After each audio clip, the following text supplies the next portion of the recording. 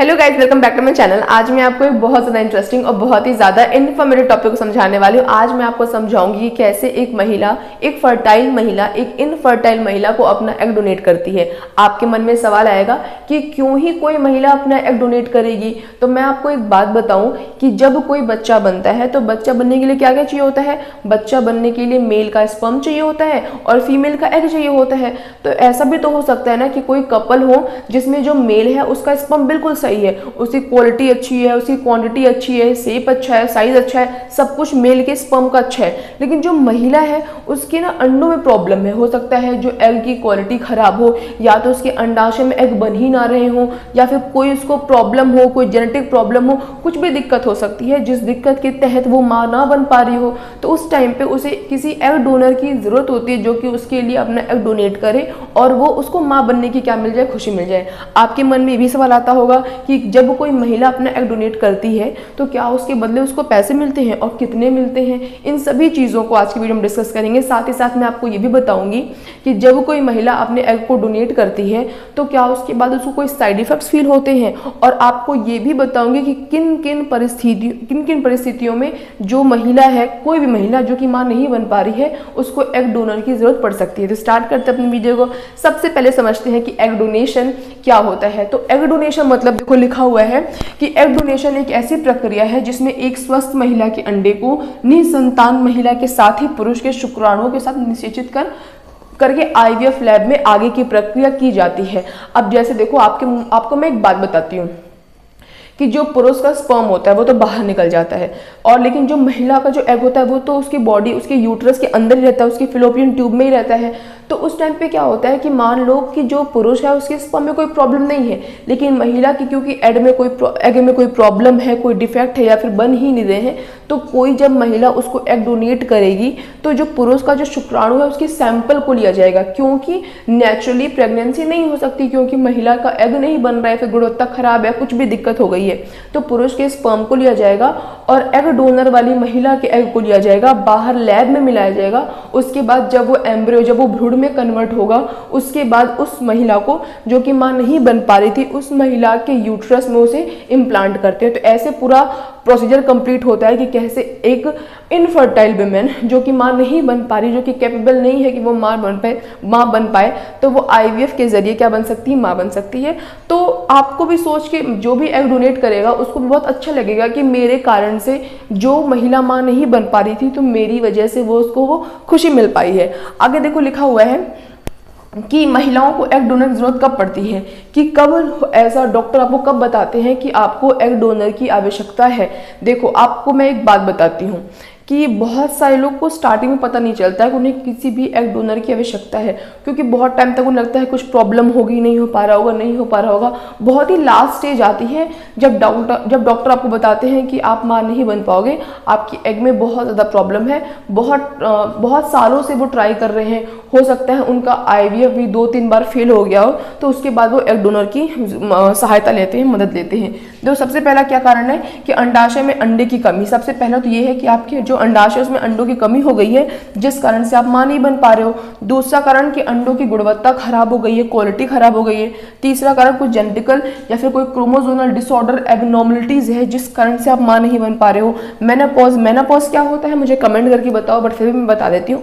Menopause वो स्थिति जब महिलाओं को पीरियड्स आना बंद जाते हैं। हो सकता है ना कि बहुत सारे लोगों ने ये सोचा हो कि अब हमें बच्चा नहीं करना, या फिर बहुत सारे लोगों के बच्चे हो गए हो, फिर वो सोचा कि अब तो बच्चा करना नहीं, अब उनका मेनोपॉज का कंडीशन आ चुका है, अब वो मेनोपॉज वाली सिचुएशन आ गया है। लेकिन उस टाइम के बाद हो सकता है कोई ज़रूरत हो सकता है कि उनका मन बदल जाए, या फिर हो सकता है कि जो पहले से बच्चे हों कुछ प्रॉब्लम हो जाए, कुछ मिस हैपनिंग हो जाए। मैं ऐसा कह नहीं रही हूँ, लेकिन मैं आपको ये बताना चाहती हूँ कि एक टाइम होता है मतलब बच्चे पैदा करने का, बट ऐसा भी हो सकता है ना कुछ ऐसी परिस्थितियाँ आ जाए जिस कारण से कोई महिला का मन बदल जाए कि नहीं मुझे अब क्या चाहिए, बच्चे चाहिए, बट उस टाइम तो उसके पास एग है नहीं, तो वो क्या करेगी, जाहिर सी बात है उसको किसी महिला डोनर जो कि अपना एग डोनेट करे उसकी आवश्यकता पड़ेगी ही पड़ेगी।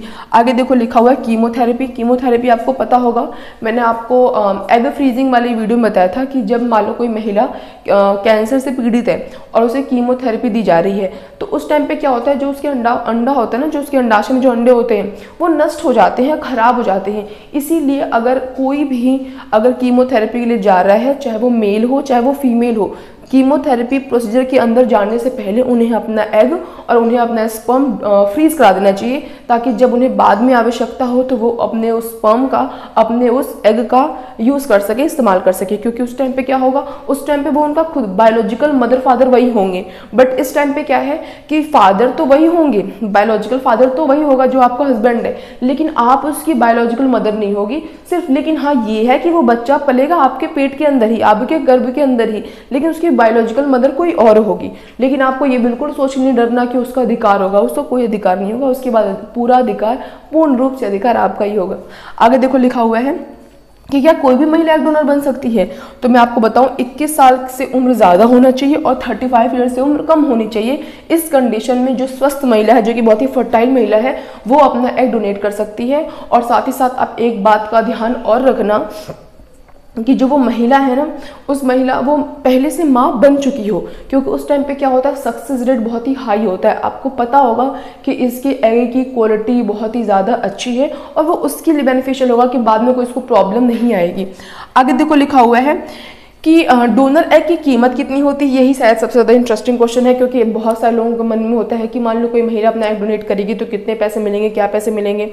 तो मैं आपको बताऊं कि भारत में क्या होता है कि तकरीबन एक बार एग डोनेट करने से आपको तकरीबन 15,000 रुपये मिलते हैं। ये भी क्या करता है, वेरी करता रहता है, कहीं पे ज़्यादा हो सकता है, कहीं पे कम हो सकता है। लेकिन हाँ ये मेल के स्पर्म से तो आपको ज़्यादा लग रहा होगा ना। ज़्यादा क्यों लग रहा है, क्योंकि आपको पता है कि जो मेल का स्पर्म है वो तो बाहर आ जाता है, नेचुरल उनका प्रोसेस होता है, जिस दौरान वो क्या करते हैं, अपने स्पर्म को बाहर कर देते हैं। बट जो फीमेल होती है, क्या वो अपने एग को बाहर कर सकती है? फीमेल का एग तो बाहर नहीं आ सकता ना, उसको तो डॉक्टर अपनी देख रेख में, अपनी निगरानी में अंडाशय से अंडे को निकालते हैं। तो जाहिर सी बात है थोड़ा सा क्या होता है, पुरुष के मुकाबले कठिन होता है, उसमें शारीरिक आपको कष्ट झेलना पड़ता है, बहुत ज़्यादा नहीं बट हल्का फुल्का सेंसेशन आपको फील हो सकता है। आगे देखो लिखा हुआ है कि मैंने आपको बताया कि 15,000 रुपये दिए जाते हैं। आपका दुष्प्रभाव क्या होता है, जब मैंने आपको समझाया था कि जब कोई पुरुष अपना स्पर्म डोनेट करता है तो उसको क्या दुष्प्रभाव होते हैं, तो उसको कोई दुष्प्रभाव नहीं होता, क्योंकि वैसे भी उसका स्पर्म निकलना था और अगर उसने डोनेट कर दिया तो भलाई करी है।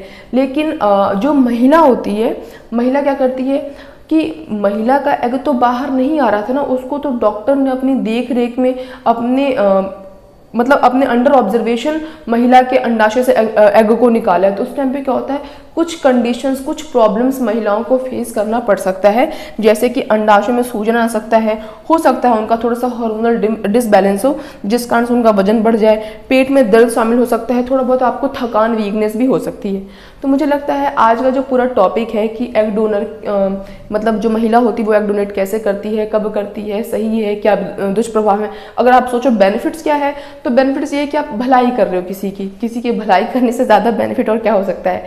तो आज की इस वीडियो के लिए बस इतना है, मिलेंगे नेक्स्ट वीडियो में किसी बहुत इंटरेस्टिंग और इन्फॉर्मेटिव टॉपिक के साथ। तब तक अगर आपको मेरी आज की वीडियो अच्छी लगी हो, इंटरेस्टिंग लगी हो, इन्फॉर्मेटिव लगी तो मेरी वीडियो को लाइक कर देना और ऐसे और इंपॉर्टेंट टॉपिक्स के लिए मेरे चैनल सब्सक्राइब करना। That's all, bye guys.